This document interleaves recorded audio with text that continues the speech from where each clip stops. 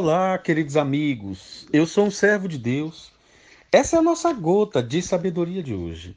Hoje eu gostaria de falar sobre a fé cotidiana, a fé do dia a dia, a fé do passo a passo, a fé de cada momento, de cada hora, de cada minuto, de cada segundo da nossa vida.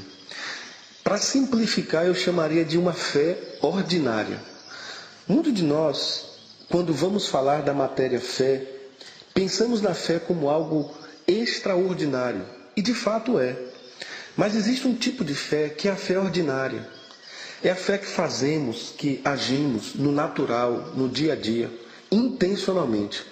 E precisamos ter entendimento que eu posso aplicar, usar a fé de forma ordinária, natural, diariamente.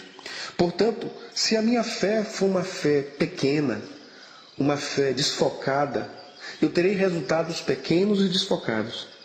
Se a minha fé for num Deus que se manifesta apenas com as questões apoteóticas, miraculosas da vida, eu não vou aprender a desfrutar as coisas pequenas, as coisas que são simples. Afinal de contas, a Bíblia diz que quem é fiel no pouco, Deus vai colocar no muito. Então eu quero falar nessa gota sobre a fé que nos conduz.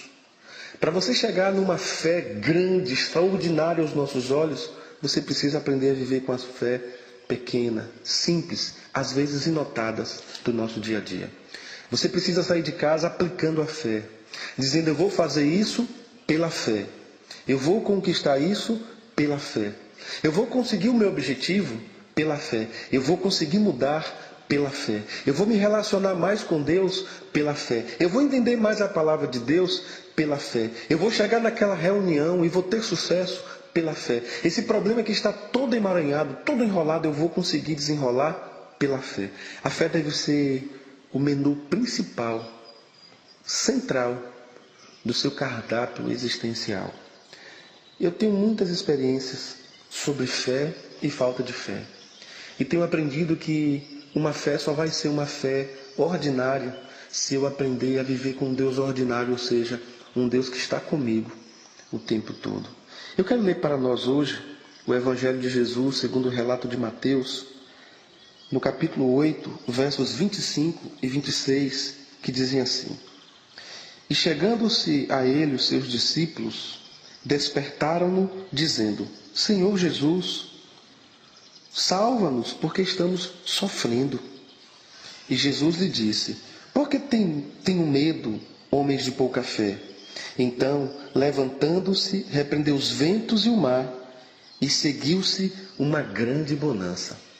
A fé é esse objeto, esse elemento, é essa graça de Deus que traz a bonança ao nosso coração.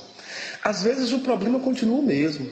As lutas, os maremotos, os vendavais, os terremotos continuam o mesmo. Talvez o problema não mude num primeiro momento, mas você muda. A fé muda o que está dentro de você. A fé faz você ter um olhar diferente. O que é absurdo se torna simples aos olhos de quem tem fé. Porque ele crê que Deus é maior do que os problemas. Deus é maior do que as tempestades. Deus é maior do que os dilemas. Deus é maior do que a enfermidade. Deus é maior do que quaisquer que sejam as lutas e as labutas do nosso dia a dia. Agora, o que é que eu preciso entender? Eu preciso entender que a minha formação não me ajuda no quesito fé.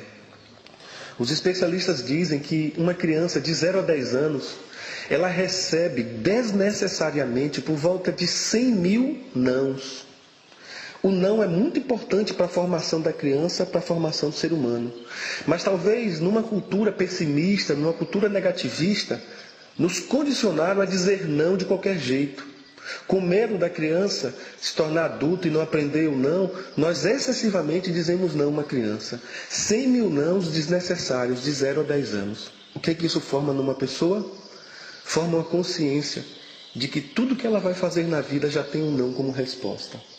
E a palavra de Deus é uma palavra que nos remete a pensar que Jesus nos chama de homens de pouca fé.